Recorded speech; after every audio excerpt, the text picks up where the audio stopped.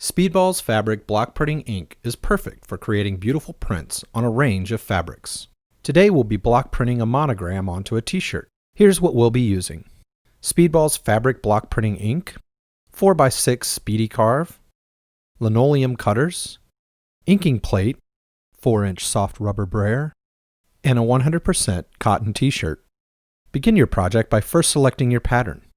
To begin, we've simply printed out the monogram we'd like to use. But you can find ideas for your design by printing an image from clip art, tracing an image from a book, or simply freehanding what you would like to print. Once you have your pattern, select the type of surface you'd like to transfer the image onto. Speedball has many surface options to choose from. For this project, we'll be using Speedball's Speedy-Carve, since our pattern doesn't require a lot of fine detailed carving. To transfer your image onto the block, you can use Mona Lisa's graphite paper. First, place the graphite paper on the block and tape it into place to keep it from slipping while you transfer. Start by tracing over the outer edges of your pattern using either a ballpoint pen or Mona Lisa stylus. If your pattern transfers lightly, simply use a fine tip permanent marker or ballpoint pen to draw in the lines. Remember to place your image onto the graphite paper so that it is in the reverse of how you would like it to print on your project. This is an important element to remember when block printing any image, but especially with numbers or letters, since whatever image is on the block will print its mirror image. Once you have transferred your image, it's time to start carving. Some prefer to start with the most detailed elements first, like the outline, and then carve out to the larger sections.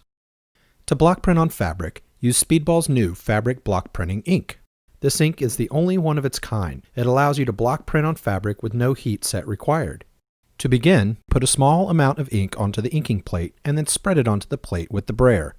Continue to roll the brayer until you get an even coating of ink on it. You will be able to tell the ink is ready for your block when you see small peaks begin to form or when you hear a slight tacky sound as the brayer passes over the ink. Next, roll the brayer across the block in both directions, trying to get a nice even coating of ink on your block. Rolling 2 to 3 thin layers on the block should ensure even coverage without over-inking. Now it's time to print. It's a good idea to do a test print on paper first to make sure that you've carved away all the areas of your pattern and that you've carved deep enough into the block.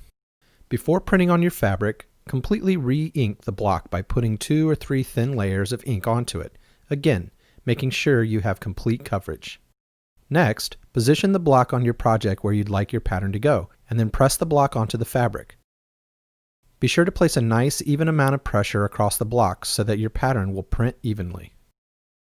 You can either hang your final project or lay it flat to dry. Unlike oil-based inks that require 2 to 3 days to dry, Speedball fabric block printing ink will only need overnight, with no heat set required.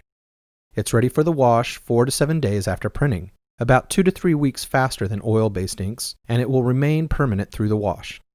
Once dry on the fabric, you'll notice that the fabric continues to have a nice soft hand, since the ink is going into the fabric, not just sitting on top of it. Speedball's fabric block printing ink is a water-washable oil, which makes cleanup easy. You'll just need soap and warm water. For more information on Speedball's fabric block printing ink, be sure to visit speedballart.com.